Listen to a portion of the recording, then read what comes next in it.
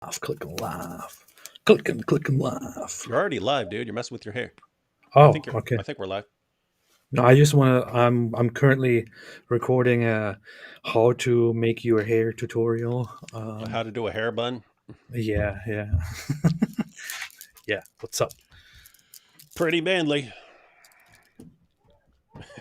Don't let Pearl see that. She'll be like, I don't think men should have hair buns. This is why Islam is based. No, she was cool. She was nice. Well, why are you mocking Pearl?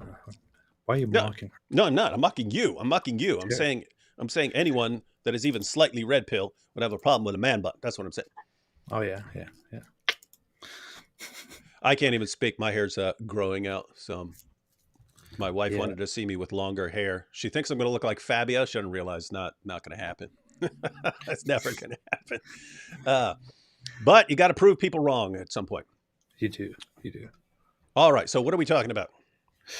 Muslim explains the miracle of the Quran's eloquence. Have you heard of this before, AP?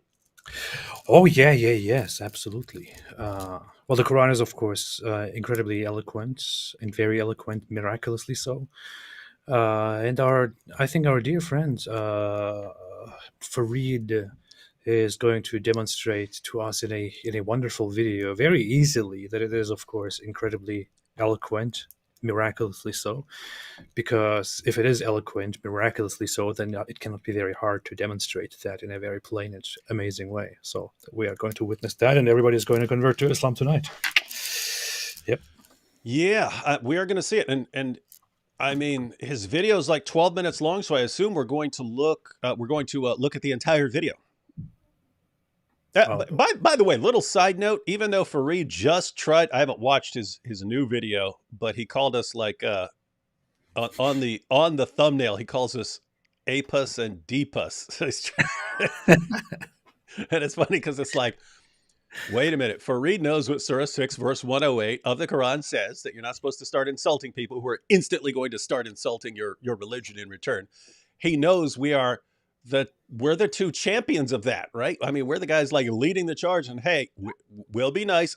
Don't insult. No yeah. insults, and we won't insult back. And then they just can't start. They can't stop with the insults. Like he knows we'll go instantly after Muhammad as soon as he insults, and they do it anyway. Really looks like deep down they want us to insult Muhammad.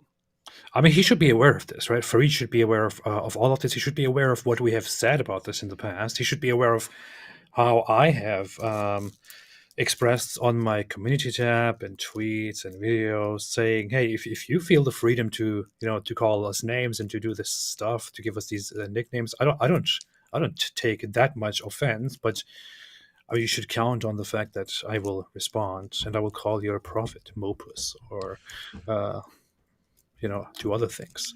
And they obviously want us doing that because they keep saying it. Yeah. Anyway, oh, actually, Black Angel here said she saw the video that we're about to watch. So Black Angel said, saw Farid's video. It amazes me what he finds miraculous and eloquent. Yeah, that amazes me too. What I did want to say was, I don't know, Farid's kind of growing on me in terms of liking this guy, in spite of the insults, in spite of the uncalled for insults that he throws our way. But like for a while, all I really knew about him was a couple of clips in which I don't know, he's sounding really condescending when he's talking. And I'm thinking, given the stupidity of what you're saying, you should not be sounding this arrogant. And then, of course, the infamous tweet. What was it? How is it child rape when there is parental consent? Oh yeah. So yeah, if you go snatch up a 6-year-old and have sex with her and she has no clue what's going on, it's not rape. Because her dad said you could go ahead and do it. So dad says, yeah, go ahead, bone my daughter. It's not rape, according to Farid. So anyway, so that was my impression of him. But I have to say, I don't know how long he's been doing this, but we've seen that he's been playing our videos in live streams, but like actually going through the content and discussing it with his followers. And this just seems very different from most of the Dawa guys they don't seem to have any intention of actually answering or responding to an objection. It's always try to discredit the person who's giving the objection, right? So, Yeah. you raise an argument against Islam, they don't think they have to respond to your argument or show why your argument is wrong. They simply say, here's why you shouldn't listen to that person, or this person is fool, or this person is stupid, or this person is evil, or this person is wicked. But it's not, hey, here's why the argument is wrong. Whereas Farid, even though he's including, hey, these guys are evil and these guys are bad and so on, he's still trying to respond to the actual things we're saying. And as far as I'm concerned, that makes him like light years ahead of most of the Dawa guys and most of their followers.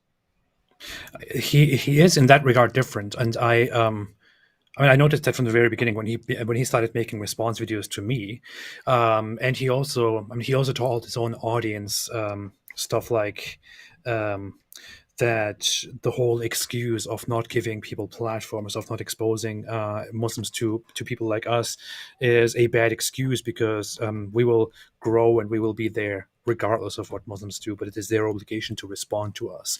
So I thought, hey, that's good. I've keep doing that, and everybody should be doing that. That said, that also inadvertently leads to displaying how terrible he is at understanding very basic, very simple arguments and very simple problems, and how terrible he is in offering solutions to those problems that we have. And I bet we will see that. I didn't even watch the video that we're going to watch, but I bet we will see that today as well. Well, you're in for a treat. You're in for a powerful treat. So, so we're going to discuss the infamous argument from literary excellence, is what I call this. They might call it a literary miracle or whatever. But the argument is that the Quran is so masterfully written that no one can write something like it, and therefore it's from God. So I know you're familiar with this. Yeah. Before we actually go through the video, let's look at the Quran. Let's go ahead and look at what the Quran says. Let me see if I can get all these verses up. So these are the Quran verses, which are the basis for, and I have to say, this seems to be like the main, like the biggest argument from the Quran. It's weird that the biggest arguments from the Quran are not the ones that are the most favored by Muslims today. The main arguments from the Quran are the argument from literary excellence. There's also this odd one of, you should believe in, Christians and Jews should believe in Muhammad because he's affirming the scriptures that you have.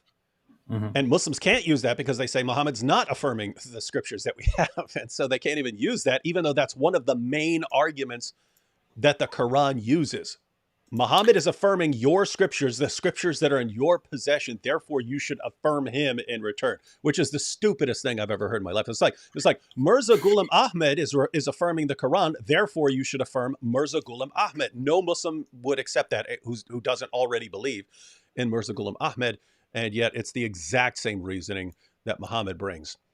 So Let me see if I can get these Quran verses. I don't know why I'm not having any tech problems as far as tech stuff. I'm having problems with my brain operating tech stuff today. You see? The power of Allah. This is Allah. Allah is punishing you. This is what happens when you criticize Islam. This is what happens when you challenge my servant Farid. All right. So these are the verses in the M.H. Shakir translation. You can pick any translation you like. Surah 2, verse 23 to 24. And AP, jump in anytime you have any comments with any of this or anytime you want to pause or anything. Okay. 23 to 24. And if you are in doubt, it's weird that the Council of Nicaea didn't take this out. And if you are in doubt as to that which we have revealed to our servant, then produce a chapter like it and call on your witnesses besides Allah if you are truthful. But if you do it not, and never shall you do it, then be on your guard against the fire of which men and stones are the fuel. It is prepared for the unbelievers. So what do we have here? We have, if you are in doubt as to that which we have revealed to our servant, so revealed to Muhammad, if you doubt that, which we do, then produce a chapter like it. So notice, this is a challenge for non-Muslims. If you don't think that Muhammad is a true prophet, then produce a chapter like it and call on your witnesses besides Allah if you're truthful. But as soon as you produce a chapter like it, and many people have, suddenly, it doesn't matter if you call on your witnesses, Muslims make themselves the judges, and they say, no, it's not as good. And so that's the stupidity of this. Yeah, yeah. What's very funny is I pointed out this out in my video when I made a video about this whole challenge here. Um, Muslims should not be afraid of taking taking the challenge themselves, because if you are a faithful, honest Muslim, then it is expected of you to believe that nobody can actually write something like the Quran, and you must have full faith in that. Like, Allah is telling you the truth, and He's obviously telling you that nobody can ever produce something like this. So instead of challenging others, a Muslim should not be afraid of taking the challenge himself, and actually try to write something better, because and then to test it, to show it to others, and to see, to compare it and to see if it's better or not, right? Are you grinning because of what you're saying or because of the comment? Both. Where's the chapter of Uthman's fire? That's logic. Yeah. That's what's amazing. If someone were claiming to be an ex-Muslim who converted to Christianity, and he starts talking about the chapter of Uthman's fire, you'd be like, they would say, this is a reason you should never, ever, ever listen to this guy. And yet you've got this guy. I grew up as a Catholic. And then the book of the Council of Nicaea, which was taken out of the Bible. Muslims, oh, alhamdulillah, so wise, so knowledgeable. Tell us more. I mean, yeah, you have seen Ali Dawa. He was basically testing me and trying to trap me with every surah in the Quran starts with Bismillah, right? And I said, no, yeah, every surah except Surah Toba. And he was like, okay. But he was trying to trap me with that. Absolutely. And use that to declare me a fake ex-Muslim. But notice, it would have been very easy, because, we know that, but it would have been very easy to not be paying careful attention to what he's saying and then just go, yeah.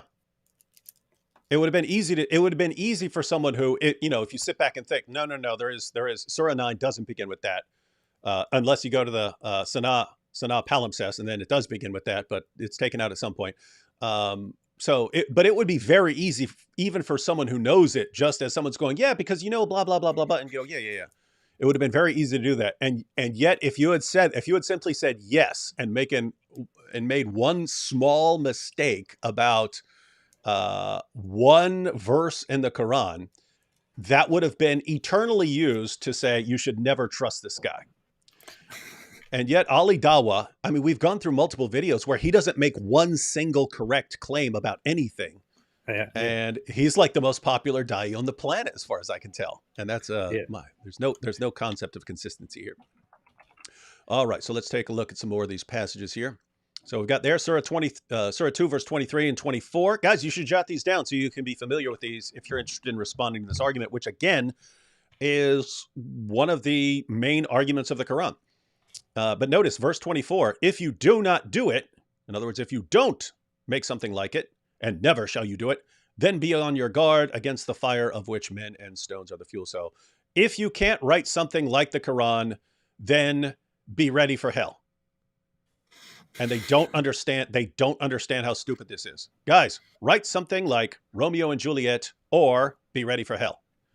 Write something like Eminem's Rap God or be on guard for hell. No one understands what in the world you're talking about. This is the stupidest thing I've ever seen in my life. Chapter 10, verses 37 to 38. And this Quran is not such as could be forged by those besides Allah, but it is a verification of that which is before it. And a clear explanation of the book. So the Quran, notice you've got both of the main arguments here together. This could not be forged by someone by Allah. It is a verification of that which is before it. Before it there, by the way, ladies and gentlemen, is baina yadehi, which means in its hands or between its hands or in its presence. And this means that it's affirming the books that still exist. It's affirming the book that still exists. So this is affirming scriptures that were still in existence during its time. It's not saying, oh yeah, these are books that were corrupted centuries ago. These books are still there, and the Quran is affirming it. Do Muslims believe that? No. So you don't believe this verse. Why do you believe part of this verse and not the other? And 1038, or do they say he has forged it? Say, then bring a chapter like this and invite whom you can besides Allah if you are truthful. 1113 to 14, or do they say he has forged it? Say, then bring 10 forged chapters. Interesting how the challenge changes. Then bring 10 forged chapters like it and call upon whom you can besides Allah if you are truthful. But if they do not answer you, then know that it is revealed by Allah's knowledge and that there is no God but he. Will you then submit? Guys, pay attention to how absurd this is. Great logic. Yeah. Bring 10 chapters like this book. Oh, yeah. And you can call on your witnesses, but my followers are actually going to judge the contest. And if you can't, then you know that it's revealed by Allah's knowledge. So if anyone comes up to you with anything, any book, any poetry, any music, and says, make something like this, and you can't, then you know that what that person brought you is revealed by God. That's what the Quran is saying right here. This is the stupidest argument. I mean, my goodness. How Muslims tell us. I mean, take AP's advice. Try to, there are two things here. One, actually try to meet the challenge. So Muslims who, especially Arabic speakers, Muslims, sit down and try to write something like the Quran. I guarantee you could do it. If you can, if you are second grade or better, you can do this. Hey, matter of fact, let's be generous and say seventh grade or better. Maybe that's why the Taliban won't let girls go to school beyond sixth grade. They know they'll be able to do this. That actually makes complete sense. Yeah, yep, it would spread fitna. Yeah, spread fitna. They will see the problems here. 1788. Say, if men and jinn should combine together to bring the like of this Quran, they could not bring the like of it, though some of them were aiders of others. That was refuted with the satanic verses, where Satan brought verses that the Muslims and Muhammad himself thought were from God. So even Muhammad and his followers could not tell the difference between verses brought by a jinn and verses brought by the angel Gabriel. So that this verse was refuted by the satanic verses. And then finally, Surah 52, 33 to 34. Or do they say he has forged it? Nay, they do not believe. Then let them bring an announcement like it if they are truthful. So that is the challenge. What do you think of this, AP? Is this a good argument? You were a Muslim. Well, to be very honest, when I was a Muslim, I never paid attention to that argument. As far as I remembered, I don't know. It's kind of hard to think back about what you thought about specific things like these, but it was never really in my focus when I was a Muslim myself. I never really paid attention to this. Maybe it never resonated with me, although I did read this and I did hear it all the time. So maybe I just never recognized it as a as a reasonable, good, strong argument to begin with. And I see it today too. It's like I cannot sit down and even right now understand how one could consider that argument a strong, solid argument. I just don't get it. Yeah, this is one of the infamous. Let me read this comment real quick. Carol B says, "Anyone listen to Mike Winger's short video on the Quran today? His take on it was hilarious. I just saw before we went live that Mike Winger has posted a video. We'll check it out, and if it's good, and I expect it will be, and if it's funny, and I expect it will be, we'll probably be talking about it in a live stream and go through it." Who's Mike? Oh, Mike Winger is a boring Christian apologist. Yeah. He's the Ned Flanders of Christian apologetics. Hey, shout out to all my winglings out there. We're about to go through the Quran. Yippity skippity. Super nice guy. That super nice guy. Even though he tries to be like me. So we had this. This is one of the infamous Muslim arguments where it's flawed in multiple ways. Like there are multiple flaws in the argument. So even if you granted that no one could write anything like the Quran, like it's just so amazing you can't write anything like that, what does that have to do with it being from God? At best case scenario, that would simply mean that Muhammad had a unique literary style or something like that, right? And you could say that for you could point to anyone in history who had a unique literary style and then say, other people can't write like him, therefore it has to be from God. That's insane. So you have that problem. And then in addition to that, we are really not that impressed with the Quran. That's what Farid is about to go off on. It's us saying he goes after me saying that this is the worst book I've ever read. Guys, I did not say that lightly. I've read a lot of books in my life. The Quran is the worst book. The Quran is the worst book I've ever read. And I've pointed out before, I do not say that because I reject it. There are all kinds of books that I reject and disagree with that are brilliantly written books. The Quran ain't one of them. The Quran ain't one of the brilliantly written books that I've read and disagree with. It's a horribly written book that I also disagree with. So multiple flaws in this. You're grinning at something. What's up? I'm not embarrassed to say. I said this in the past as well. I'm not embarrassed to say that during my high school years, late high school, I don't know, I read the Twilight book. You're not embarrassed to say that? No, I'm That's not that. embarrassed. That's the vampires versus werewolves stuff, right? Yeah, and the very cringy love story. I read the first book and half of the second book. I'm not embarrassed to say it. Did you Uh, did you fantasize about how you could be a vampire too and stuff? yeah. I wanted to be a vampire. Be awesome. And what's funny is the first book was so good, despite the stupidity of the plot and all that. It was a page turner. Like it was very good. I remember like one night being unable to sleep because I'm just in bed with the book and I'm just going next page. Okay, I'm going to stop after this page, and then next page, next page. I'm reading more and more and more, and then I eventually passed out with the book in my hand because it was so interesting. Although I thought it was very dumb, Mhm. which was very very strange. It was like a guilty pleasure. But you can't say the same thing about the Quran. People are forced to sit down and read the Quran. Right? Yeah. They are forced to sit down and read it because it is repetitive. It is not enlightening, not exciting. It doesn't offer you anything new. It doesn't appeal to any actual real human situation or problem. It repeats things over and over again, cuts stories off in the middle for no reason, and jumps to something completely different, takes stories from the Bible, a few of them, and completely butchers them. It's just it's painful, incredibly painful to read it. And I tried after many years to read it again several years ago, and it's just it's incredibly painful. I don't know what to say. It is. It's like I had to force myself to read the Quran. I mean, I had to like deliberately force myself to sit down and read this every day until I finished it. And yes, it was painful. And when I'm thinking, like normally when we're bringing this up, I bring up Hume's Dialogues Concerning Natural Religion and Plato's Republic because those are two books that I think are really, really masterfully written, and yet I disagree with a lot of them. And yet I can say these are amazingly written books. But I'm now thinking of other books, and then so like the Da Vinci Code, there's tons of stupid, idiotic stuff in there.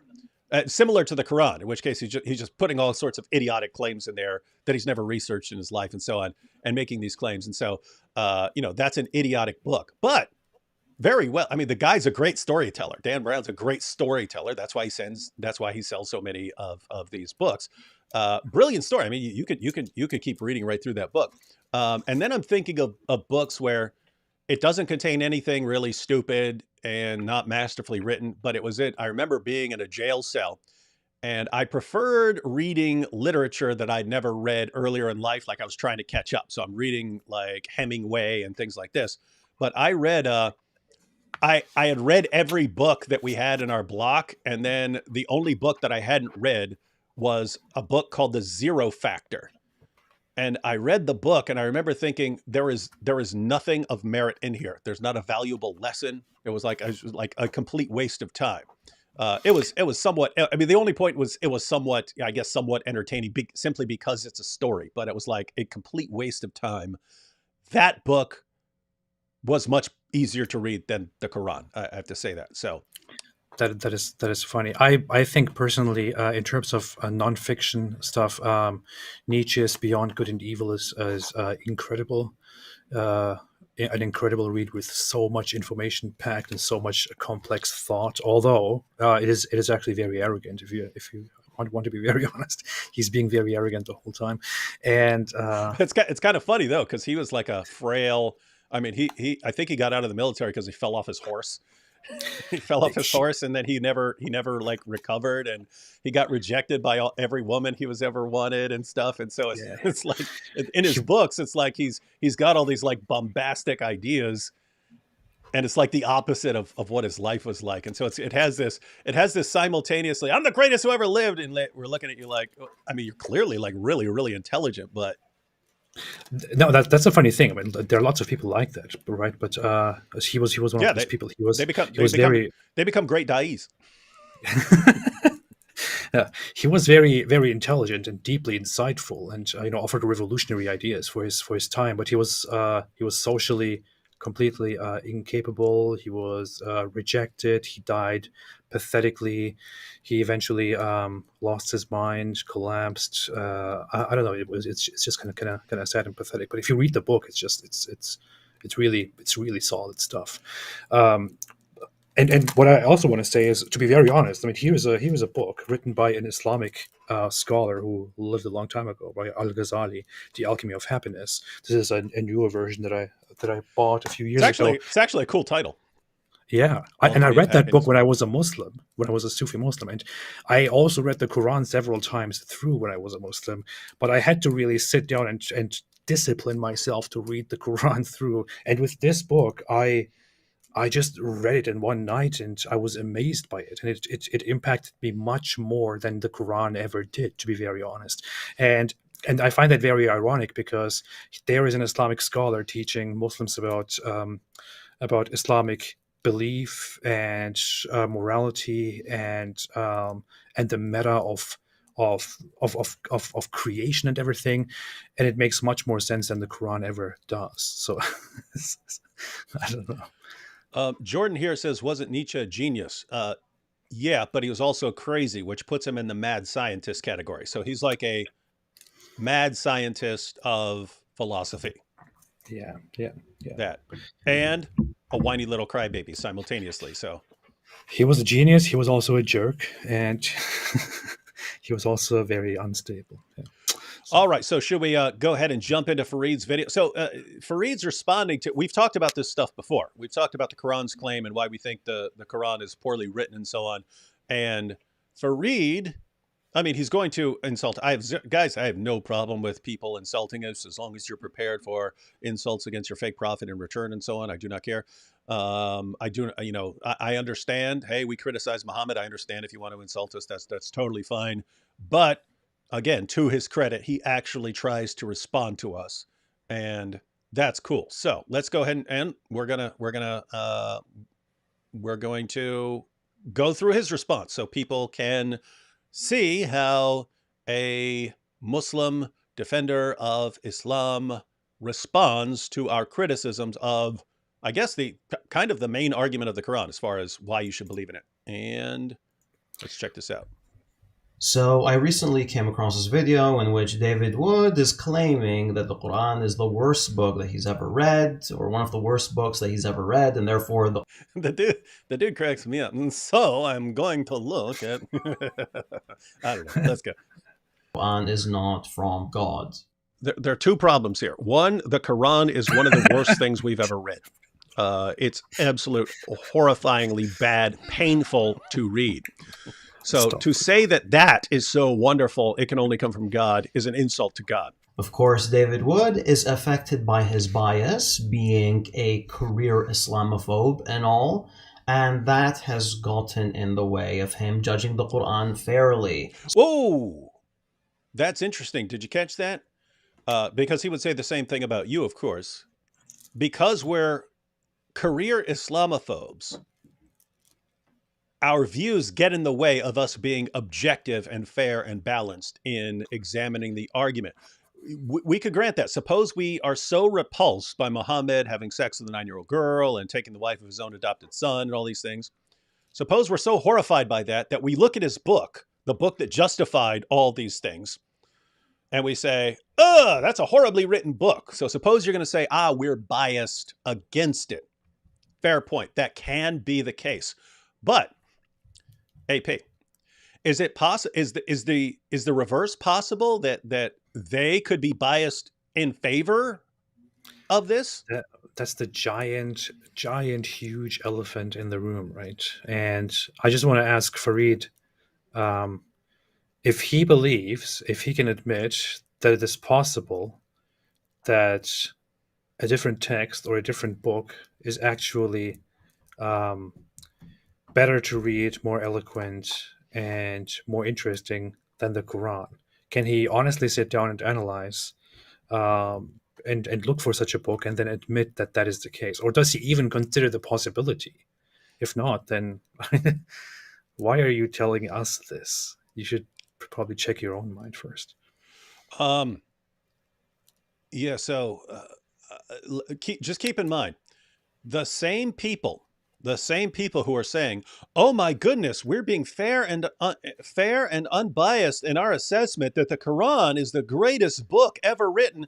These are the exact same people who look at the life of Muhammad and say, "Oh yeah, he had sex with a prepubescent 9-year-old girl and took the wife of his own adopted son and got caught having sex with a slave girl and swore to Allah that he wouldn't do it again, and then received another revelation ordering him to violate his oath. And when his wife got old and fat, said he was going to divorce her until she renounced some of her marital privileges and bought, owned, sold, and traded black African slaves and tortured a man for money and did all these things." They'll look at that guy and say, "This is clearly and indisputably the greatest man who has ever lived." Those people, the people who look at a guy who did a bunch of the worst things that a human being could do, they look at that same guy and say, "He's clearly and indisputably the greatest man who ever lived." These are the exact same people who look at the Quran and say, "This is clearly the greatest, most eloquent book that's ever written. It can only come from God." And then they're complaining about people being biased. Yeah, that is an actual belief, an actual report about Muhammad. I mean, David says that quite a bit, but you can actually find this in the reports. That's his second wife after the death of Khadija, or the oldest wife of all those that he had at the same time. Sauda. He has the intention to divorce her, Sauda, yeah. Mm-hmm. And she's like, she comes and is like, "Oh yeah, Rasulullah, Messenger of Allah, I heard that you are going to divorce me because you don't like me anymore because I'm old and fat and all that. Please don't divorce me. Keep me, and I will make sure that I will give all my nights to a different wife, to to Aisha, Aisha, yeah. to your favorite wife." And he's like, "Okay." And the Quran praises her for that. The Quran says, "Oh, it's great that you came to an agreement with Muhammad on this." That's He was probably like, "Whew, good, wow, nice, a more sexy time with my little girl." Hey, check this out. "Hi, David and AP. I've watched a great many of your videos over many years. Be informed that I will soon be ending all your arguments. Within the coming 12 months, you will receive my invitation. IA." Gee, we've only heard this 90,000 times. These guys are going to come along and end all our arguments. You don't need to wait 12 months. You can jump on with us and end our arguments anytime, Amir. Amir, I want to say thank you so much for this very important, very significant comment. I can assure you that within several hours, none of us will remember anything we have just read in your comments, and it will just be forgotten forever. But thank you. Yeah, good for the effort. Yeah. All right, let's get back to the amazing Farid. Simply by making a statement like that, David Wood has disqualified himself from being an objective critic of the Quran. I'm not objective. In any case, I'm going to play a clip for you in which David Wood presents his astute critique of Surah Al-Kafirun. By the way... Well, hold on. You see, he said it was astute. He affirmed it. All right, good. Hold on. What exactly did he say is what disqualifies you from... Me being biased. Me being biased. We're Islamophobe, so we have disqualified ourselves from being objective, unbiased people. But them being Muslims who are just conditioned to affirm and praise the Quran and talk about perfect preservation and so on, and Muhammad being the greatest man ever, they're completely unbiased in their assessments. Okay? Wonderful. Righty. He picks this chapter because he thinks it's the easiest chapter to deal with, and the easiest and simplest chapter, one that shows absolutely no eloquence. Let's get to it. Fire intro. Hey, Powerful. music, musical instrument, musical sound. You cannot- Haram! this, But no, the only acceptable music is the music of things blowing up and burning to the ground. That's the sounds that Allah loves. you know what's funny? They make these videos, like many of these Dawa channels make these intros, and they make music, and they're like, no instrument has been used, and then they use a bunch of like I don't know, noise sounds with their mouths and Yeah. and air, not realizing that instruments just do that very same thing with with the use of different materials. So they're basically just using natural instruments and deceiving Allah, and being like, "Oh, Allah, I did not use those instruments. I only used this instrument that you gave me. So I'm making music, but not with those instruments." That's how they trick Allah, and yeah, it apparently works. So he said so I picked Surah 109 because I think it's the easiest target. Not entirely correct. It's just when I used to give presentations on this argument, and when Allah says bring a chapter like it, I wanted to use a short one so that I could tell people here's an entire chapter of the Quran. So depending on the length of the presentation, if I could only give one chapter, I obviously go with one of the short ones towards the end of the Quran. And this one, just because it sounds so dumb and repetitive. But depending on the length of the presentation, I might go through 4 or 5 short chapters of the Quran, but I stick with the short ones because I obviously don't want to say, okay, let's see if we're really impressed by Surah 2 and then take forever to read through it. So let's go ahead and see. So anyway, the point is he's going to go through Surah 109. So I said that Surah 109 absolutely does not sound like something or seem like anything that a human being could not come up with, because that's the argument. This is so amazing, a human being could not come up with anything like this. And so he's going to play what I say and then respond to it. Obviously, you are wrong. So let's see.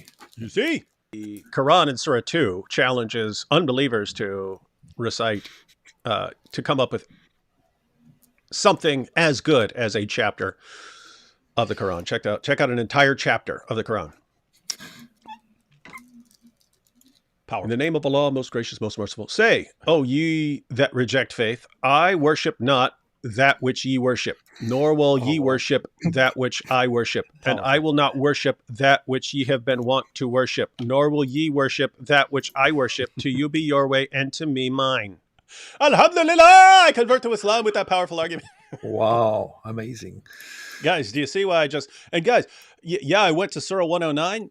You can go Surah 108, Surah 107. All of the short chapters are like this. Lots of the Quran is like this. It's just you read it, and keep in mind this is different from saying this isn't the word of God, or this can't be the word of God, or something like that. If you have a good reason to believe in Muhammad, you would have a good reason to believe that this is the word of God. The problem is, in Islam, this is supposed to be the reason you know that Muhammad's a prophet. In other words, it's not here's the proof that Muhammad's a prophet, and since you accept him as a prophet, now accept his revelation. It's, look at this. This is so amazing that Muhammad must be a prophet. That's what we're objecting to, that sort of that reasoning here. All right, let's go. That according to look at you. That according to Sajid and Farid is so absolutely amazing that no one can write anything like that. So you see, that's pretty much it. It doesn't really provide any real critique. I mean, it doesn't show why it's horrible or weak in eloquence or anything like that. And I mean, it's not. He doesn't explain why it's horrible or not eloquent. Right? I just read it. I assume that it's I assume that it's obvious to everyone. Right? Like seeing is believing. Like if you say if I say, look, here's a beautiful woman. oh, you didn't show what? Yeah, I mean, I expect you to be able to see, oh, this is a beautiful woman. If I say this is this is the ugliest dog I've ever seen, I expect you to just look at the dog and say, oh my goodness, that's the horribly ugly dog, right? If you're Yeah. saying that this is so masterfully written that it could only come from God, it could only come from God, then then when we read it, in theory at least, you should be like, I mean, you should at least be impressed with it, Yeah. right? Even if you don't agree with the argument or you see a flaw with the argument, you should at least be going, wow, that is impressive. That is pretty impressive. Oh, you look at the sky at night, and you see all the stars and everything, and I don't know. In some parts of the world, in some special occasions, at some points of the year, you could look at the sky and you could think, "Wow, look at this! This looks amazing. This looks beautiful."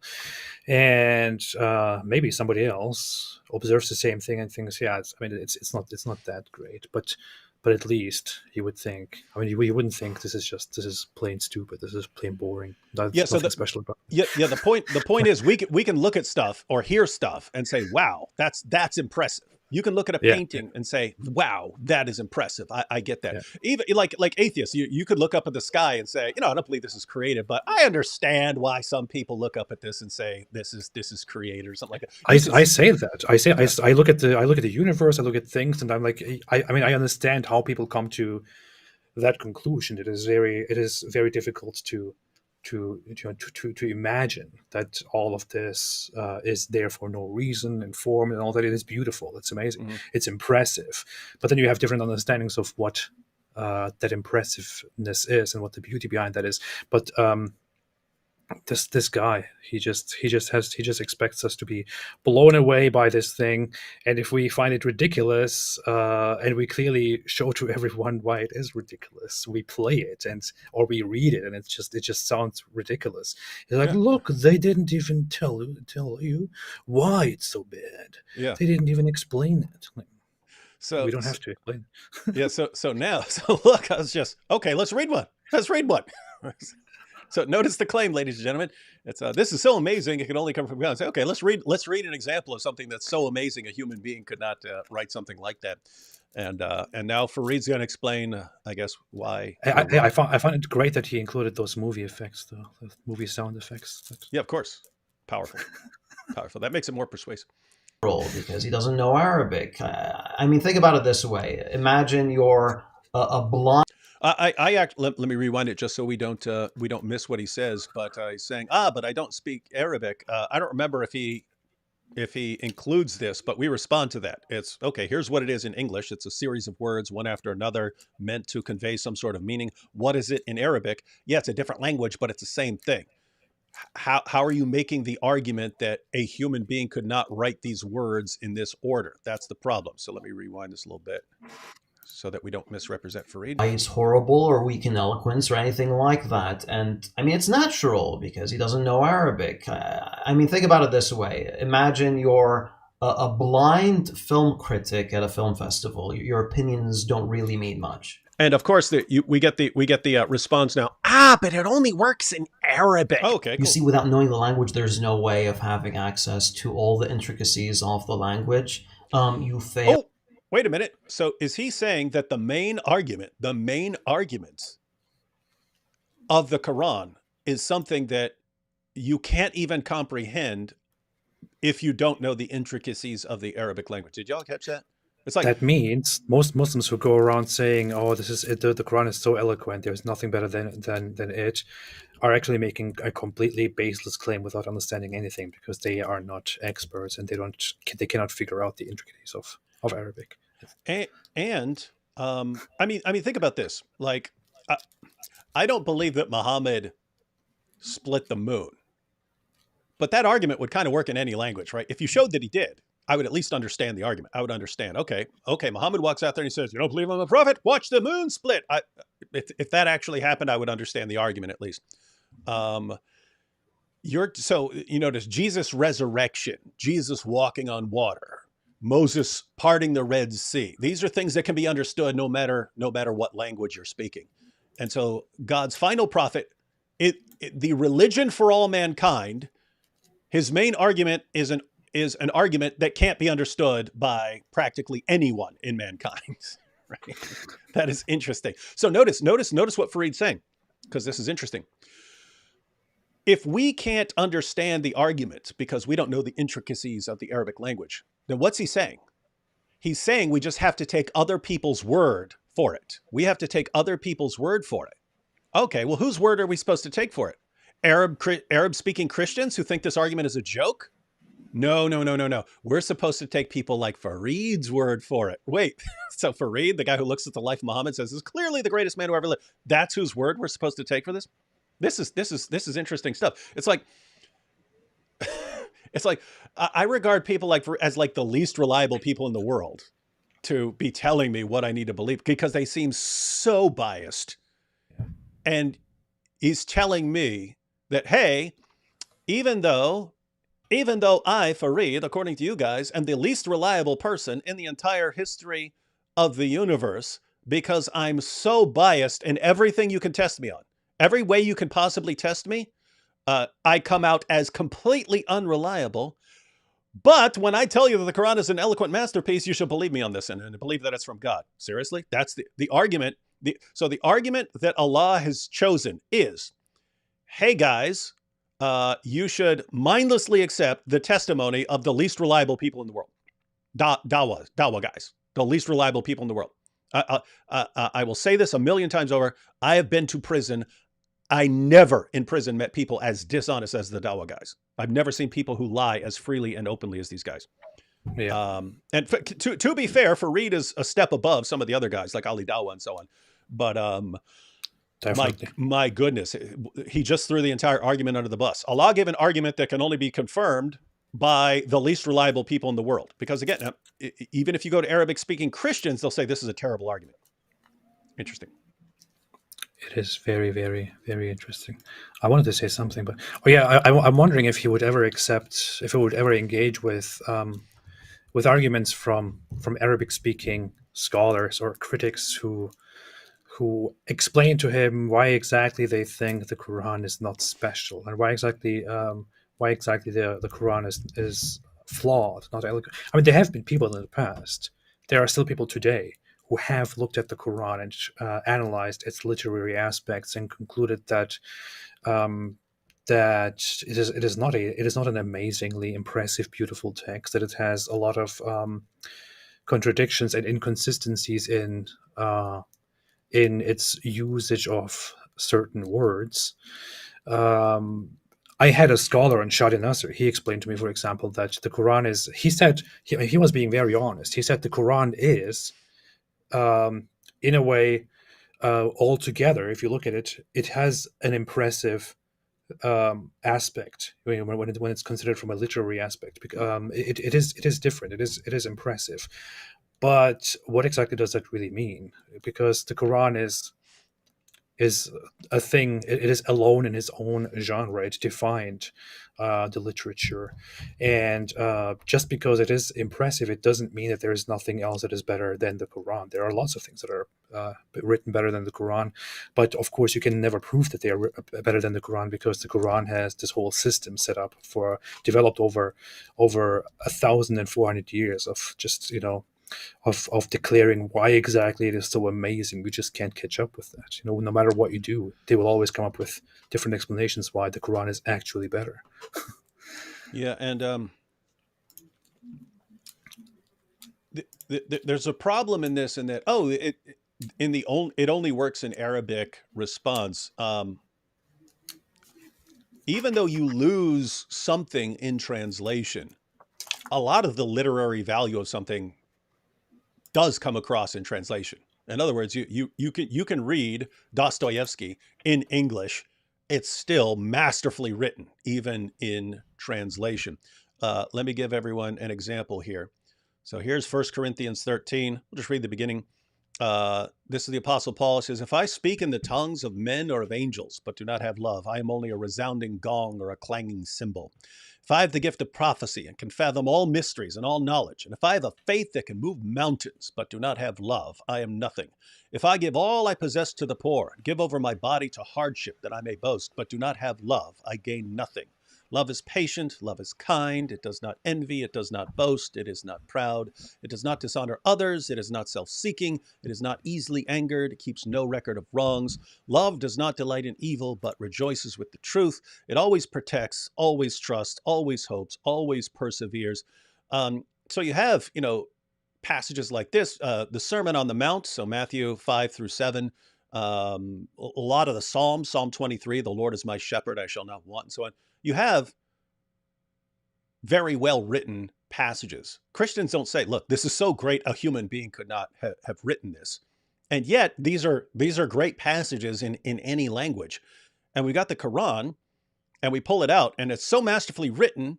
And it's like, oh, but it only works in one language, and in any other language it sounds stupid. Okay, well, why couldn't Allah write something that also is really impressive in any other language?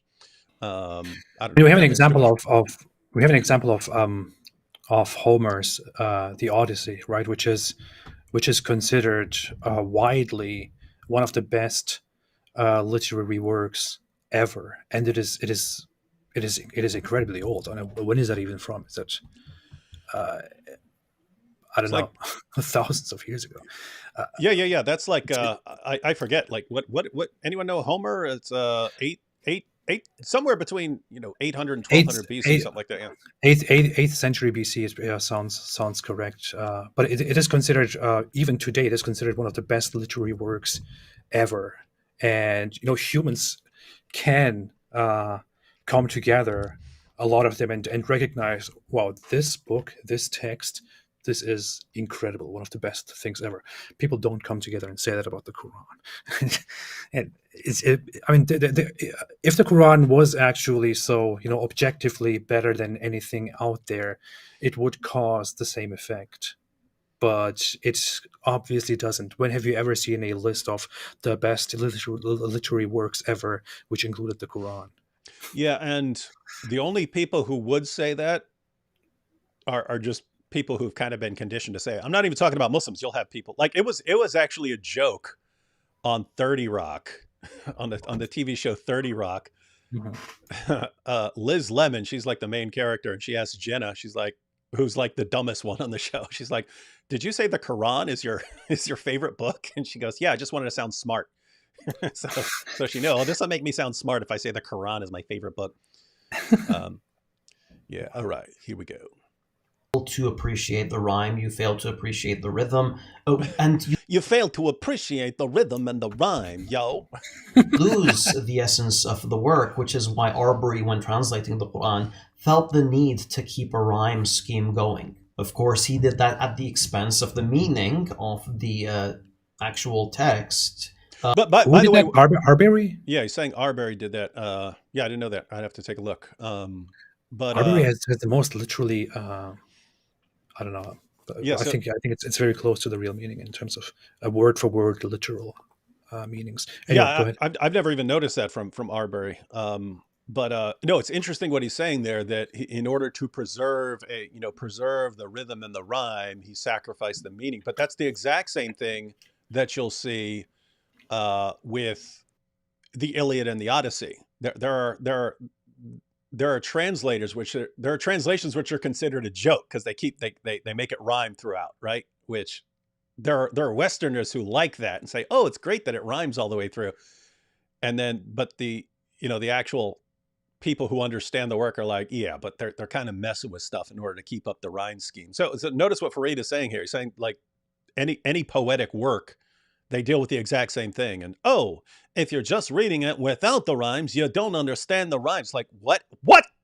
Our question is what that has to do with something being from God.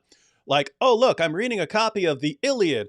Oh, I don't get the full eloquence of the Greek in this English translation. Therefore, it's from God. We don't understand what in the name of common sense you're saying, Farid. We don't understand the argument. And you're just, if you only understood that there are rhymes to it, then you would understand that it's from God. No, that's precisely what we don't understand. We do not understand, right? All right, so Farid, if you take some amazing verses from Eminem, right? Like, samalama dumalama you, I'm human. What I got to do to get it through to you? I'm superhuman, right? If you take that and you say, Wait a minute. Hey, that's my favorite Eminem song. Where you oh know yeah, that part? That's oh nice. that's Yeah. funny. Like if you translated that into another language, okay, it's not gonna fit. It's not gonna fit into the same rhyme.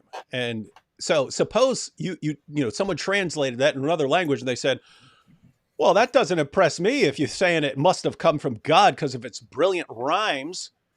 And then, like, Farid, imagine someone coming and saying, but if you look at it in the English, it rhymes great, and that's what you're missing. It's like, that's not what we're missing. It doesn't matter how brilliantly it rhymes. We're not understanding how that qualifies as the slightest bit of evidence that it comes from God. Oh my goodness, this is what we're dealing with. You just. Oh. We also have to notice. Somebody pointed out in the comment section that Farid is being very bigoted and very ableist here by saying that we just don't understand it because we don't know Arabic, and this is unacceptable. So I'm reporting him to the necessary Yeah. authorities. He's Allah doesn't love non-Arab speakers. Yeah. Because you can't force rhymes while keeping true to the meaning. In any case, just to give you an idea of how oblivious David is to the intricate meanings of the verses, we find him relying on a translation that's filled with errors. In fact, there's an error in David is relying on Muslim translations, so let me correct him and tell him how bad this translation is. Okay, so this is going to show us. He's going to break down the intricacies of the actual what it should have been translated as. And once we see the real translation, then we'll see how powerful it is. Oh, correction. Me and AP won't see it because we're biased, but the rest of you, once Farid explains this, then you'll be able to see why it's so powerful and must come from God. Which translation did you use again? I do not recall. We'll see once he puts it up on the screen, and then we'll go ahead and look. Every single verse. Of course, he did not catch. Nor will you worship. That is Yusuf that's Ali. Yusuf Ali. That's Yusuf Ali. Yeah. You beat me to it by a quarter of a second. That must mean that you're a prophet. Any of these.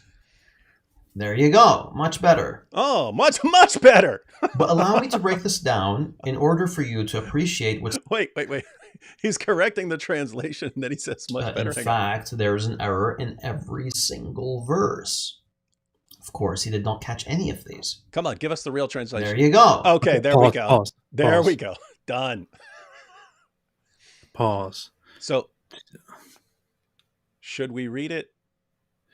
Let's go. Let's go ahead and read it. Let's go ahead and read it in his corrected translation. So, guys, I confess, I have sinned. I read the Yusuf Ali translation and not the official Farid translation. I read the Yusuf Ali translation, the most popular translation in English. But now we have the official Farid translation. And it's, "Say, O ye disbelievers, I worship not that which ye worship, nor are you worshippers of that which I worship. And I am not a worshipper of that which ye have been wont to worship, nor are you worshippers of that which I worship. To you be your religion, and to me mine." All right, ladies and gentlemen, now that you have the official Farid version, now do you see the glorious intricacies of the meaning of the holy, beautiful text that could only come from God? Do you guys see it now? Because Farid says once you get the correct translation, how does he not understand that this is not helping? AP, do you think this is even slightly more impressive than... Okay, hold on. Let's see. Let's compare here. I got this one here. Say, O ye that reject faith, where he says, "Say, O ye disbelievers, I will not worship that which ye worship, nor are you worshippers of that which I worship. To be your religion and to me mine." Farid, how in the world do you think that makes a difference? It obviously makes a difference now that you understand the brilliance of the eloquence of the intricacies of the language and the meaning. You see it, but you can't because you're biased. I mean, he's sitting here and basically arguing Yusuf Ali, who was recognized widely by governments and authorities around the world, and who got sponsored, and his Quran was distributed and is still today distributed by so many religious authorities and governments, was obviously a complete idiot and made mistakes here in his translation. Let me correct him. And, and then he puts this here on the screen and thinks, see, much better. And it doesn't change anything at all. No, that's what I'm trying to understand. It's like, oh, you could use a different word here. Yeah, not addressing our point at all. So he may be correct in, for example, in the first verse, it is, so the word is kafirun, disbelievers. Okay, I will not worship. What does it say in the actual translation of Yusuf Ali? It says, I worship not. How is that different? Yeah, that's what I'm saying. It's like we're saying, hey, we're not impressed by this, and he's like, but if you here, I'll give you something that's equally unimpressive but slightly different. Okay. Now what?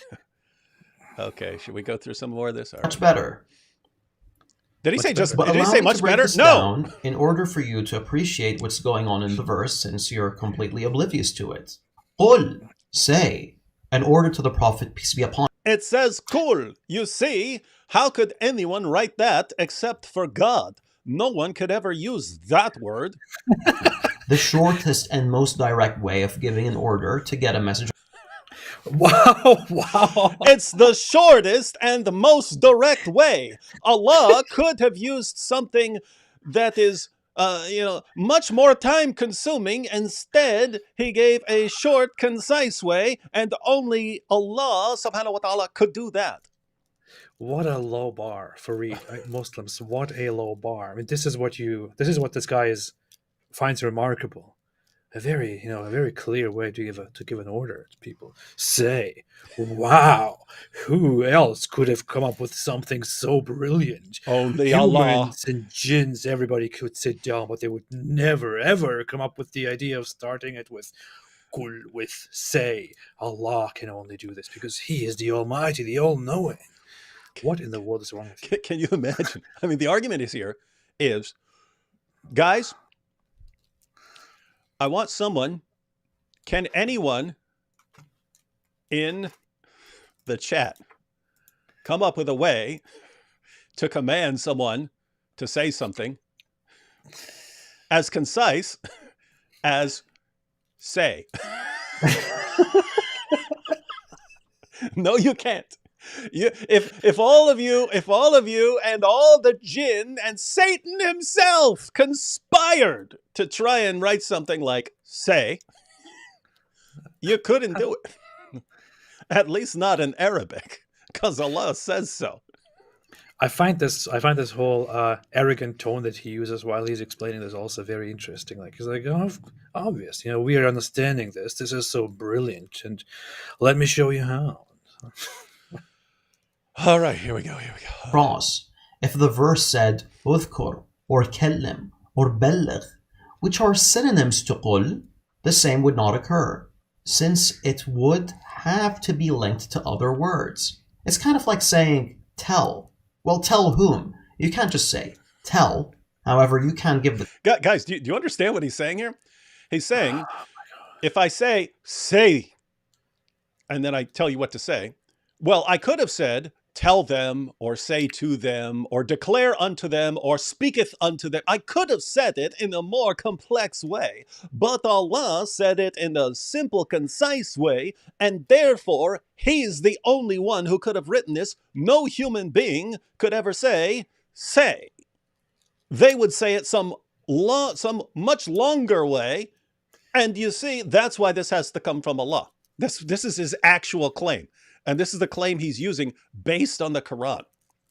This Wow. is so intellectually weak. It is so embarrassingly stupid. I'm really wondering if there are Muslims who are watching this and who are like, wow, yeah, I never thought about that. That makes so much sense. I have now more reason to believe in the divine origins of this beautiful book. Wow. Hang on. Jeez. This is too Let much. me see. I want to I'm done. actually. I don't want to pull these up because I don't want to have to get this up on the screen when I already have a bunch of tabs open. Eloquence of the Quran explained. I just want to look at some of the comments from Muslims. One of my favorite Quran chapters. I'm actually quite thankful to them for choosing to take Allah's challenge because the more they work towards tackling it, the more it would be exposed how miraculous and amazing the Quran is.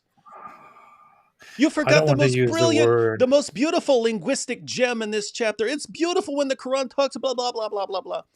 Oh, what a beautiful, Abdullah Amin, what a beautiful demonstration. This video just shows further how shallow and ignorant these critics of Islam actually are. They're all, Oh, oh my God. Barakallah, Farid, it's a beautiful explanation. You should do this more often, inshallah. They're all cheering him on about how brilliant his response is. Allah says, say, instead of tell them. So he cut out an entire word by saying say, and only Allah can actually cut out a word. This is amazing. I really have to keep it together and not express how Stupid this is. horrible. More than that. Yeah. Wow. All right. Ooh. Let's go. Command to say. Ya here is a term used to call the people onto you. And he could have said that in 10 words, but he chose, yeah, only Allah could do that. Al-Kafirun, Don't we hear people all the time? Ya akhi, ya akhi. the disbelievers. We have God referring to those that believe in him as disbelievers, negating their claim to faith. He labels them as kafirun, not kafara or any other synonym, for the purpose of the upcoming rhyme in the verse. He uses a word. He chooses the word specifically for the upcoming rhyme. No one could do that. Only Allah can choose a word for rhyming purposes. The only one. Only one in the world. Except every single poet ever. Yeah, so Oh yeah. There's them, but they don't count. The translation provided by David says, "Say, O ye that reject faith."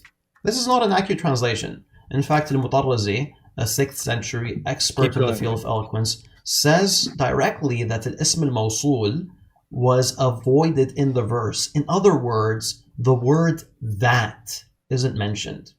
So it does. Catch that, everyone? The word that, which occurs in the translation, is not in the Arabic, thus proving the perfect eloquence of the Quran. He's saying this with a straight face, probably. say, O ye that reject faith, but rather it says, say, O ye disbelievers. That would be a closer translation. So the question is, why does the actual verse say disbelievers instead of something like that reject faith? Well, it's because the disbelief of disbeliever is greater in affirmation than one that is rejecting faith, which seems temporary. For example, there's a difference between one who steals and a thief. Someone that stole once or someone that stole at one point in their life isn't the same as someone who practices it regularly to the extent that they're referred to as a thief. But there's a greater reason why this word was chosen, and it's going to be connected to verse number 3, which I'll get to later. To summarize, the verse is an order from the Almighty to his prophet to relay a message to disbelievers that reject him, God, to say. Wait, what are you smiling and laughing at? Do you think of something funny? Did you think of something funny that must have happened earlier? Because I know you're not laughing at this because this is brilliant. Were you thinking of some show you watched earlier? Huh? Maybe some YouTube video? Maybe some clever anecdote that someone told you? Maybe some joke that you heard earlier? Because I know you're not laughing at this. Because that would be a one-way ticket to hell if you think this is stupid. It's impossible. I'm thinking, I used to write I thought I had it here somewhere, but I very early in my high school times I used to write poetry Wow.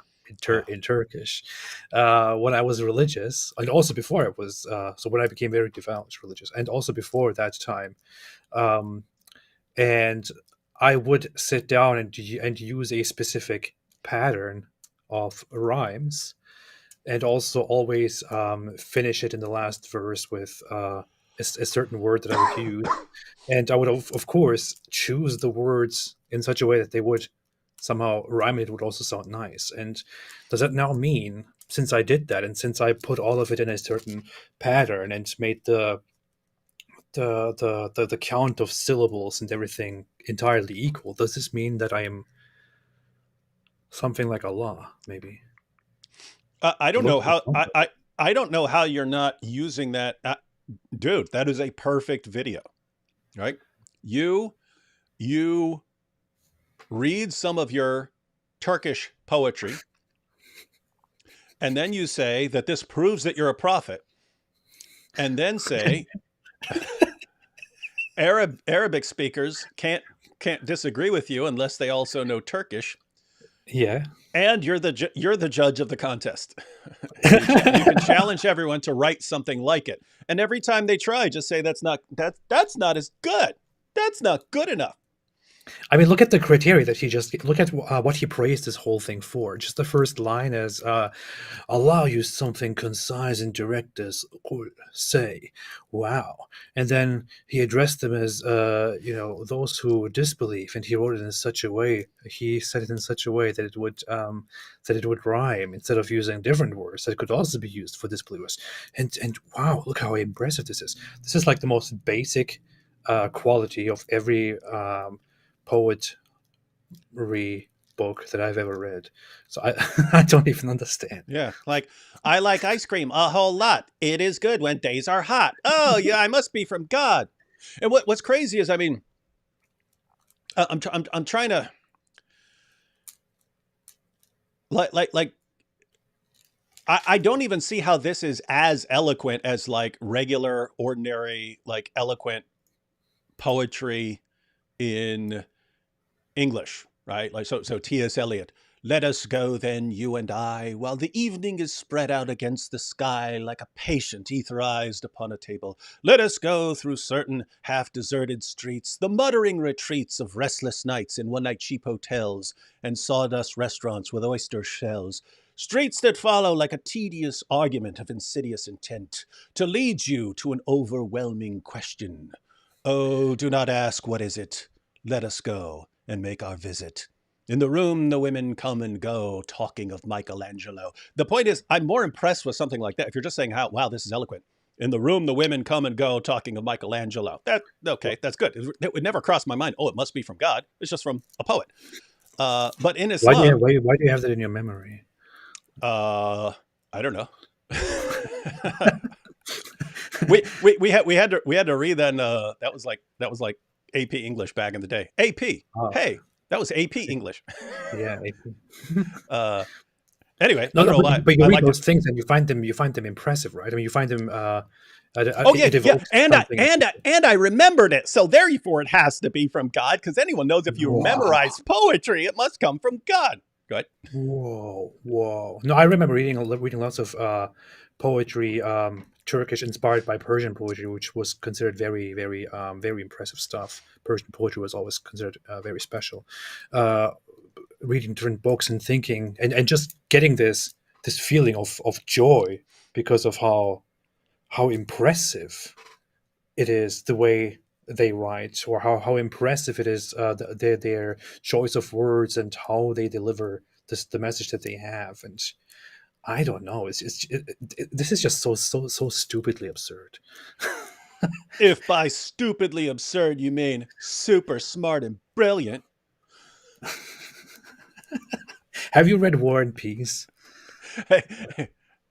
Are you asking? uh yeah, I mean, have you read War and Peace? It's I mean, I read half of War and Peace. This was in this was in jail. I read half of War and Peace, and then they broke up the block because of a bunch of fights. They would do that when they break up the block, and they couldn't figure out. No one would snitch. They wouldn't know who's fighting who, so they just break up the block.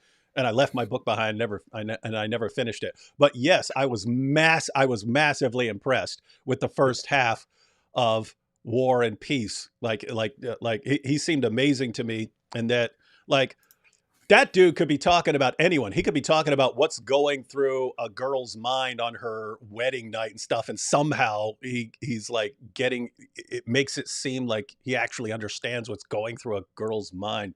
Those Russians always impress me with their understanding of psychology. Yeah, Russian literature through those times is extremely impressive, incredibly impressive, and much better than anything the Quran has to offer, honestly. Yeah, massively. Yeah. Mm-hmm. Even notice Crime and Punishment, Dostoevsky, when he's talking about wow.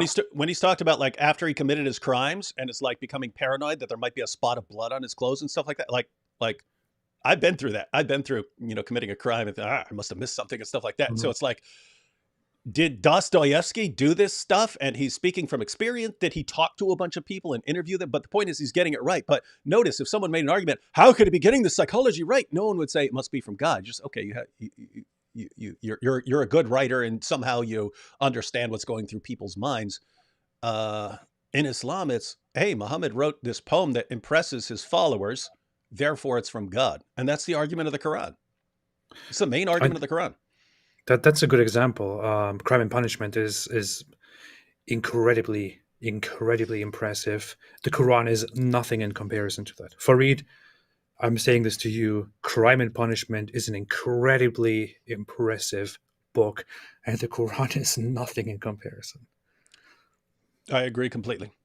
That is a fair point. There are tons of books that are massively better than the Quran. Yeah. La abudu. Oh, in the translation, La abudu. No one could write something like that. Provided by David, it says, I worship not that which ye worship.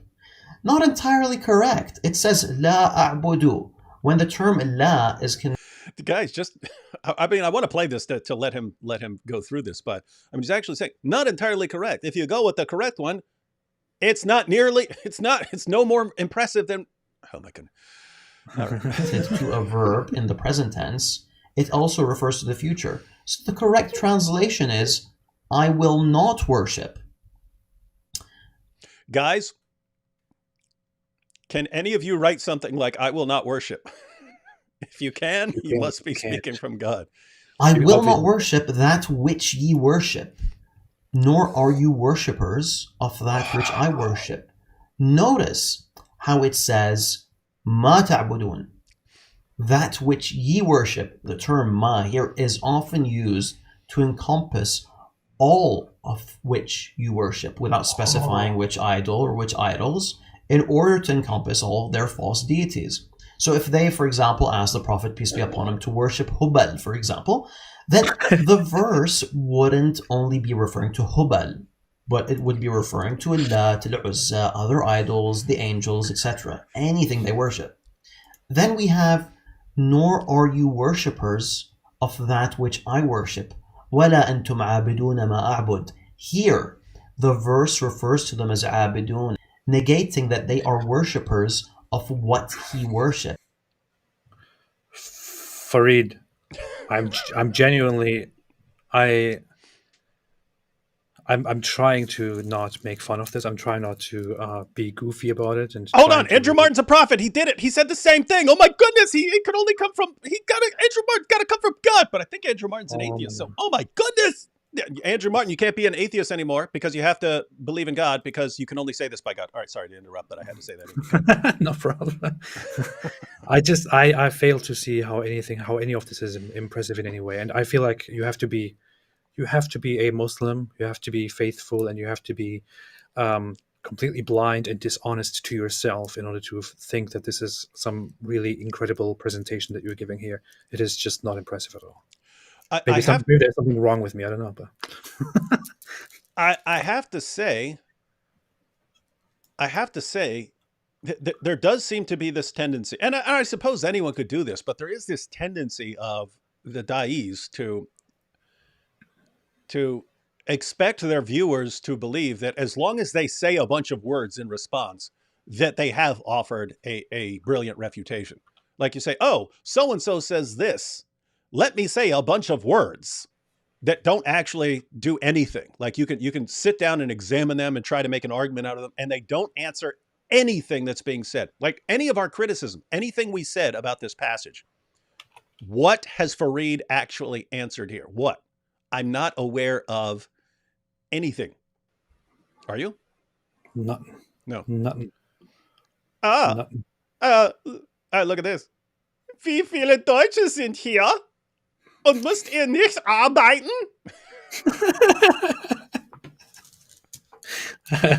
It's funny that it says how many Germans are here. Don't you have to work? Why aren't you working?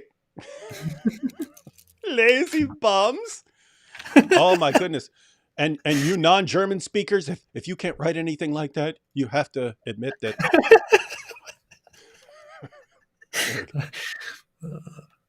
No, AP, you gave the wrong translation. See, you could have translated it like this, which would mean it's from God, yeah? Despite being believers in Allah. However, their polytheism has nullified their worship of Him. Also, it negated them as worshippers of Allah as a noun and not as a verb, in the same way that it referred to them as disbelievers early on in verse number 1, instead of those that simply commit disbelief. The verse ends again with a ma a'bud, and you are not worshippers of what I worship. Ma a'bud using the same ma, which is usually used as what or which, same as the previous verse, in order to mirror it. But now it means who or men in Arabic. The usage, of course, is a correct one linguistically. To summarize, the Almighty is telling His Prophet to tell the pagans that His Prophet will not worship their idols and that they will not worship Him. Allah subhanahu wa ta'ala isn't talking to them directly, but He is telling His messenger to tell them. Otherwise, it would have said, "O disbelievers, my Prophet worships me, and you are not worshipping me." Now compare it to this. Say, "O ye..." What are you laughing at? I wasn't even going to laugh. I was trying to be serious.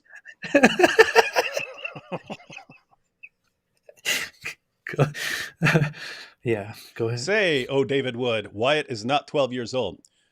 I can't say that, Wyatt, because then I'd be lying. What is this? German is just not a pretty language. How dare you? We lost a German in David, pure talent. I'm just looking for the comment. David's Deutsch ist so gut. Ist ein Gottheit. Ja, du hast recht. Möchtest du ins Kino gehen? All right, here we go. Disbelievers, I will not worship that which you worship, nor are you worshippers of that which I worship. Remember, all these additional meanings are due to the inclusion of a single word that consists of two letters. Yeah. Okay, well,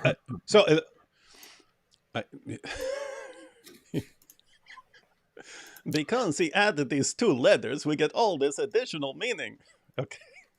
Yeah. Now, You know what's so interesting? Go ahead. I just want to say, suppose we grant that. The question remains, what does that have to do with it being from God? In other words, let me put this differently. Farid, are you saying that if someone adds a word that adds extra meaning, that it must be from? Is that the claim? Right? Everything you're saying, I'm trying to put in the form of a syllogism, but if I do, you would, if I used the exact same argument for anything else in the history of humanity, you would say that's no evidence that it's from God. Yeah. And yet here it somehow is. That's what we're asking. Why is this magically different for your religion than for anything else that's ever been written? That's what we're asking. All right, go ahead. Nothing. Nothing? I have nothing to add. It is terrible. I have nothing to add. Sorry, Farid. Elmo not understand. Oh, you know what's funny? His first Farid. remark about this whole chapter was that it is direct and concise because it starts with say, but then he continues to read a chapter that is just to read lines that are just totally repetitive. If Allah wants to be concise and direct, he could have just said, "Say, O disbelievers, I do not worship that which you do not which you worship, and you will not worship what I worship. To me, your religion, and to you yours." That's it. Why why this whole repetition and this verbosity for no reason at all? One of life's great mysteries. قل. And now I'm going to do a 17-hour live stream responding to their entire 2-hour live stream, and I'm going to defend the amazing eloquence of Surah 109. Carrying on in the next verse, we find a similar meaning at the start. Instead of I will not worship, it says وَلَا أَنَا عَابِدٌ, meaning, nor am I a worshipper of that which you worshipped. While it seems similar and both speak of the Prophet, peace be upon him's rejection of the false deities, verse 2 speaks of his action, while verse 4 speaks of him, the person. Whoa! One verse speaks of his action, another speaks of the person. That's something only Allah could do. How does he not get this point at all? Hey, check this out. G-Boom says, David gets offended when AP speaks in a hillbilly's accent, but constantly mocks non-U.S. accents. Very easy to understand, G-Boom, when AP, who is Turkish, makes fun of a hillbilly accent, it's racist. Yeah. Okay? When I make fun of a German accent, it's not racist. Okay. I'm part German. Okay, get it right. Notice how he is referring to their actions in the past tense, then affirming that the Prophet, peace be upon him, is not a worshipper of what they worshipped in the past. Whoa! So now we have everything covered, past, present, and future. The next verse seems identical to verse 3. Yep. But it looks like there is a repetition occurring, but this is not the case. Not the case. For verse 3 is connected to the previous verse that speaks of the future, while verse 5 is connected to verse 4, which speaks about the past. So, Verse sorry, 5 just says, a very quick question here. Why doesn't it just say, "I will never worship what you worship," instead of repeating that whole thing and using different times and different tenses and different contexts? Why doesn't it just say, O disbelievers, I will never worship what you worship, nor do you worship what I worship. To you, your religion, and to me, my religion. That would have covered the very same thing for which we have wasted a lot of space and time. Thanks, Allah. Why? Please explain this to me. Powerful.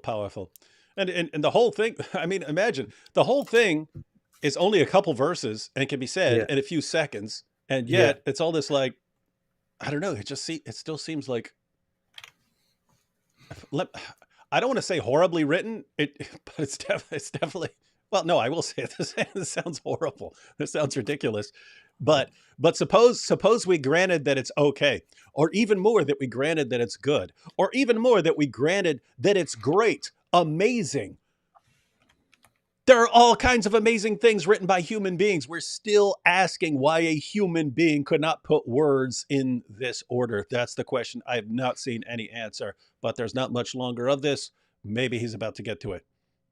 And you are not worshippers of what I worship, but is referring to what he worshipped in the past.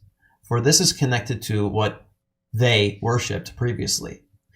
However, the term worship is used to complete the repetition of verse 3, while also being clearer since it removes any ambiguity that could suggest that he worshipped something else in the past.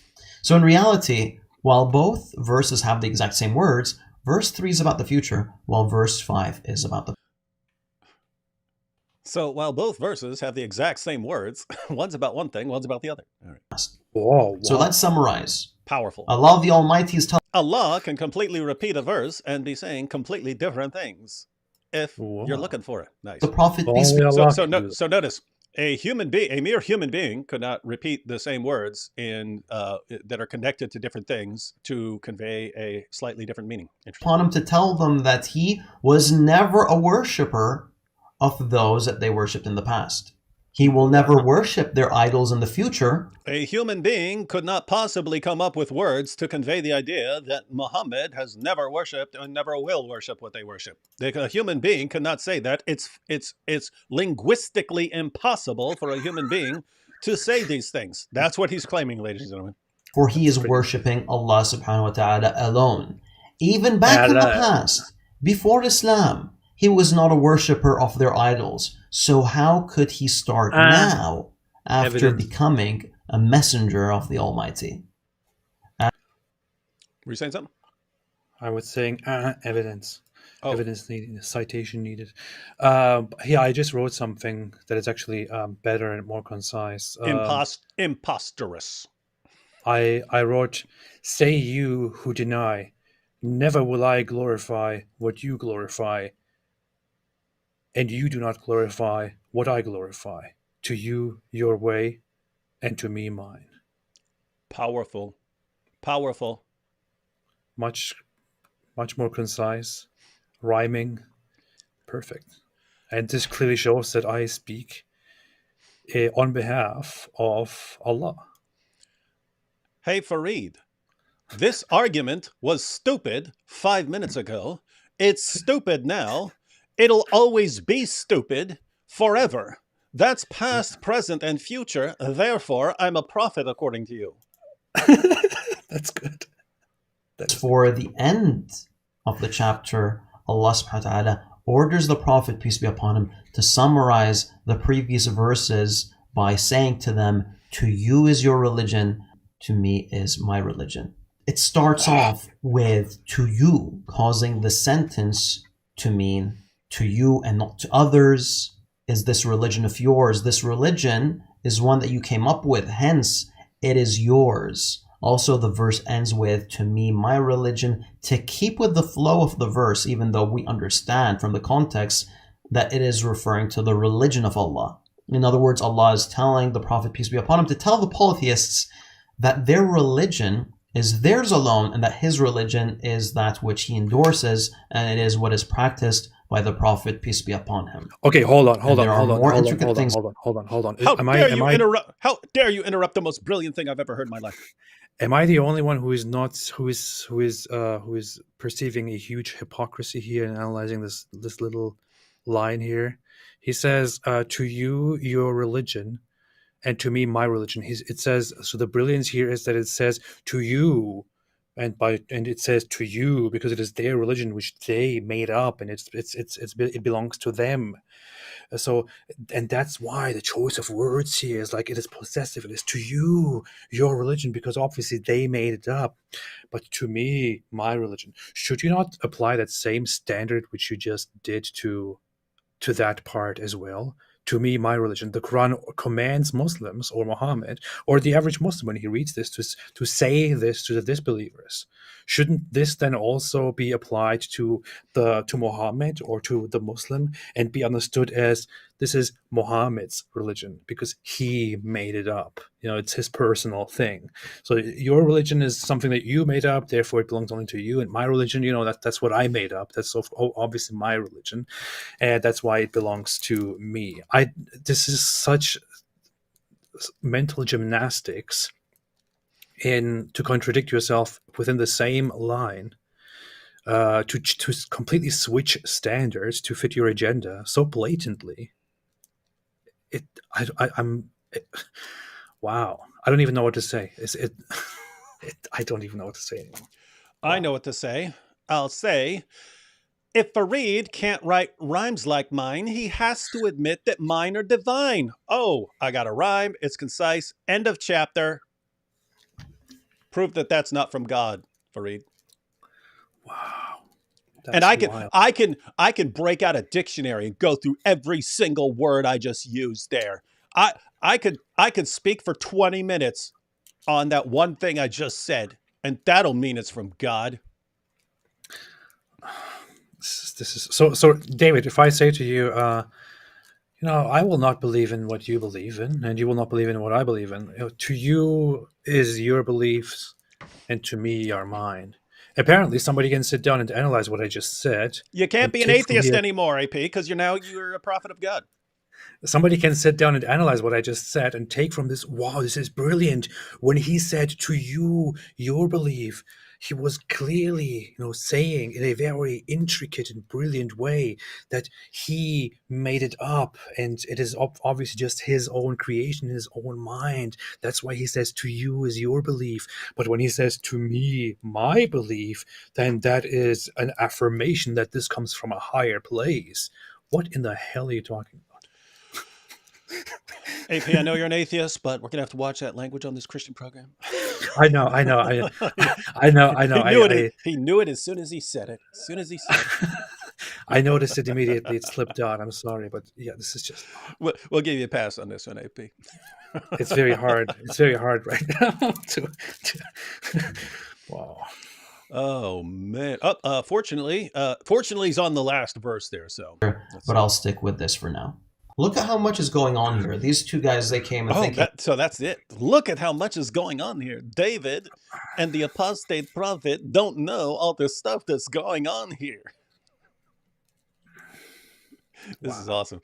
All right. There's nothing going on. It's just a bunch of repeated ramblings and words with no depth. When reality, everything is covered from past to present to future, intricate wordplay throughout, and all in just a few verses. But by the way, since we're doing this and since we're starting a conversation, what I would like you to do in the same way that I've demonstrated the eloquence.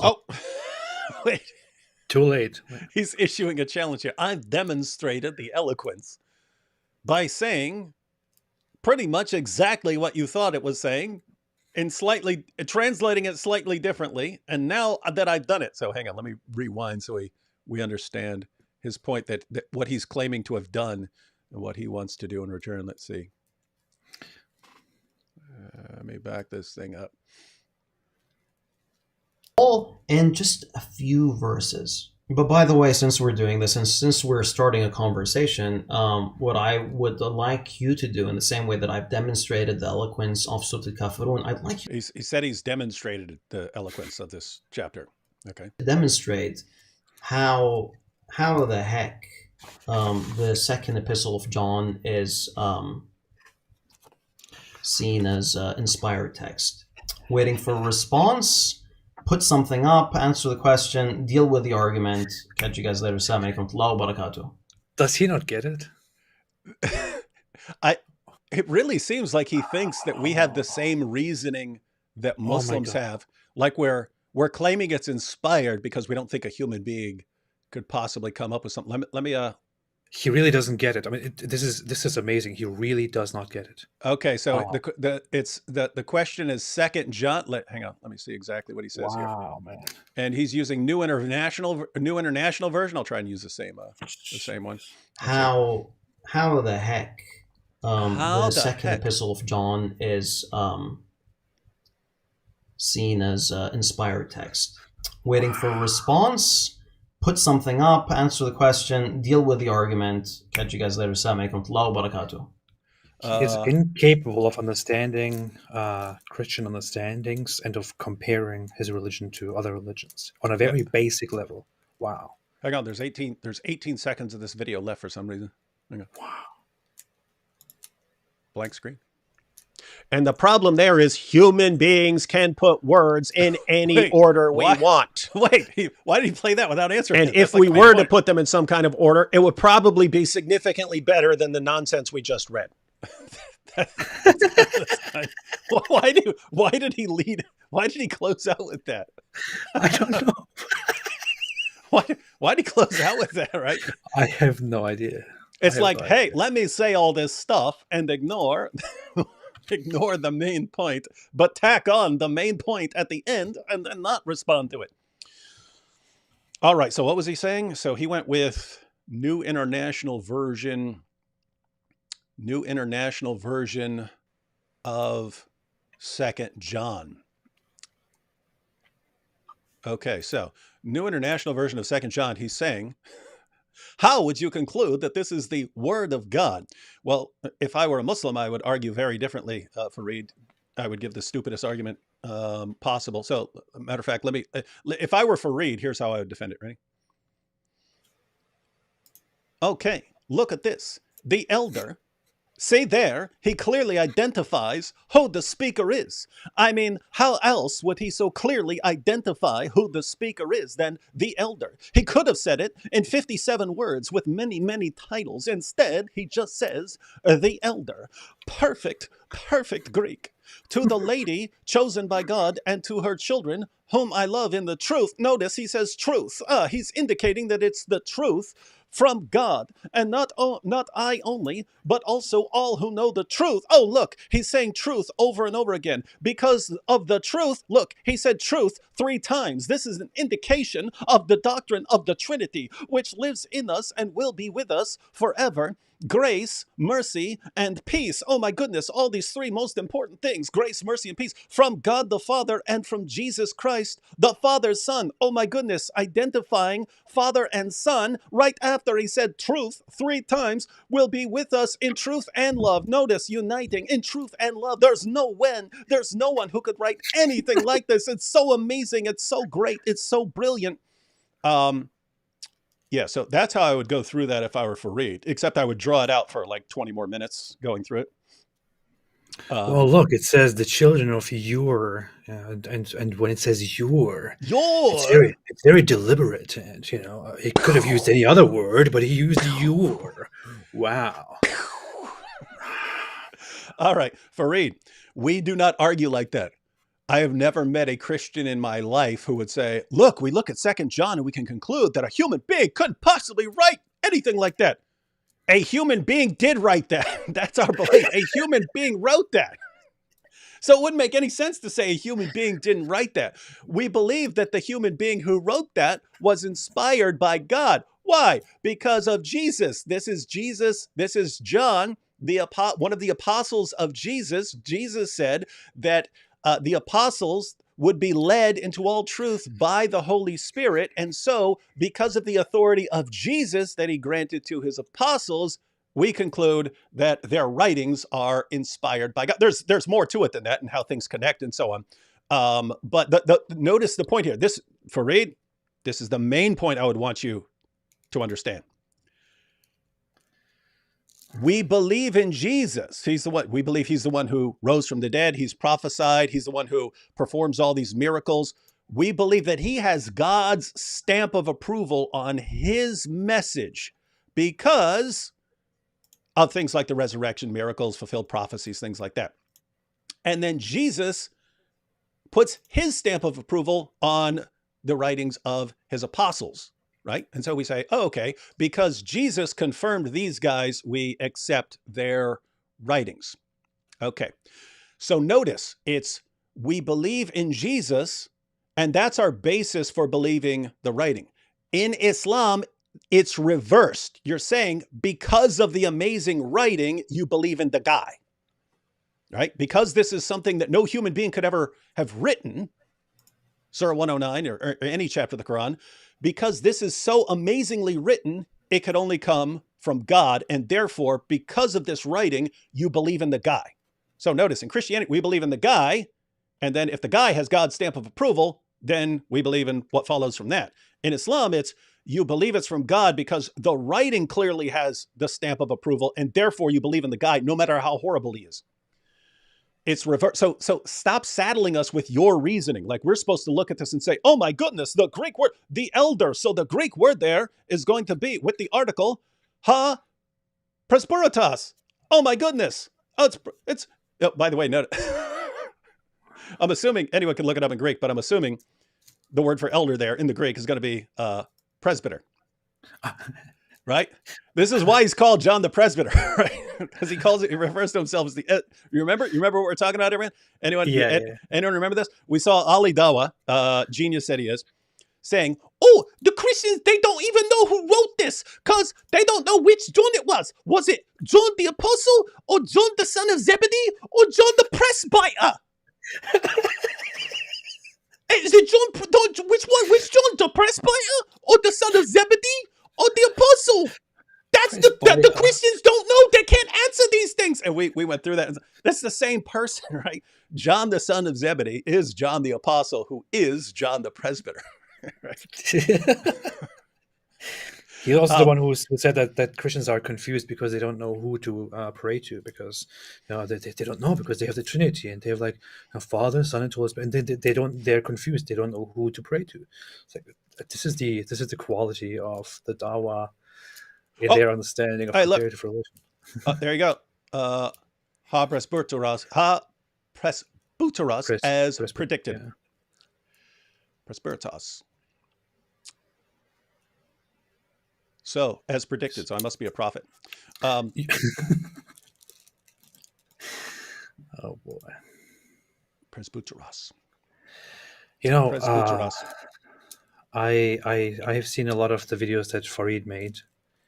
I've seen some parts of the whole proofs of prophethood things, and I have said before in my video responses to him and also to others, the videos that he makes and the arguments that he makes are by far the worst that I have encountered in the Dawa community.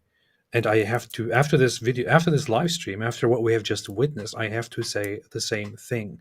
It is simply stupid. I don't know how else to express this, but it is incredibly dumb. Farid is acting like he's there with his arrogant tone, and he's like, "Oh, look at this!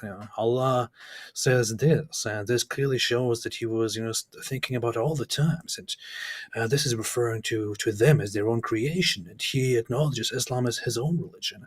And none of this is impressive to anybody who has just listened to this, and he thinks he really demonstrated something. He thinks this is like a boom, destroyed, Islam proven right, Quran proven of divine origin.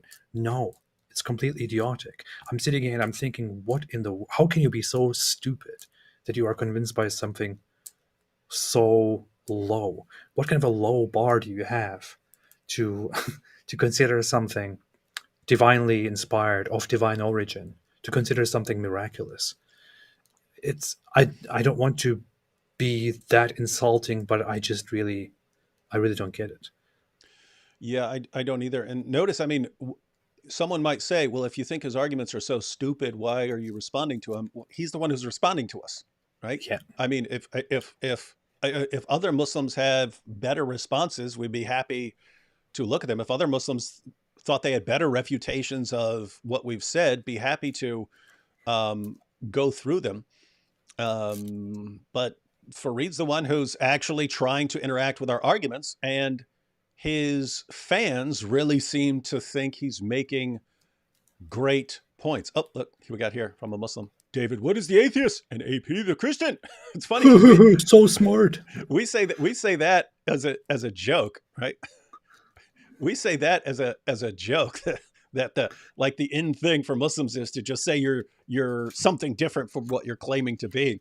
And notice it's that's part of, we said this earlier, that like the goal is to discredit someone without actually responding to their points and so on. And so it's like in their minds, if we say you're something different from what you say, then that will refute your point. And then we don't have to listen to your point. And this is like the level of argumentation, which again, that's part of why we're responding to Farid. He's at least trying to interact instead of just saying something stupid in order to dismiss what we're saying. He actually tries to interact with it, to his credit. So just to recap, Farid, Surah 109. The claim that we're making when we're talking is not that it's from God. I mean, it's not that it's not from God. That when we're going through Surah 109, making fun of it, saying how unimpressive it is, we're not saying this is so dumb that it can't come from God. That's not my position at all. If you had good evidence that Muhammad was a prophet, then you would have good reason to think that that's from God. Right? If you had good reason to believe that Muhammad was a prophet and good reasons to believe that Muhammad revealed Surah 109, you would have good reasons to think that Surah 109 is the speech of God. We're unaware of what good evidence you have that Muhammad is a prophet. The good evidence is supposed to be Surah 109. The good evidence, according to the Quran, is supposed to be Surah 109. That's supposed to be the proof that he's a prophet. And we ask, what is the proof here? And it's supposedly it's so masterfully written that no human being could come up with it. It can only come from God. We read it and it's like, this is not impressive to us at all. And then you go through, but that's mistranslated. This should be translated like this. And nothing you say increases the persuasiveness of that argument, even 1%, even a fraction. Nothing you've said does anything to give us an indication that this must come from God because it's absolutely so amazing. So the entire point is, if that's your argument for Muhammad, that is a horrible, horrible argument. So just to recap, if you had good evidence for Muhammad, then you would say, okay, therefore accept Surah 109. That would make sense to me.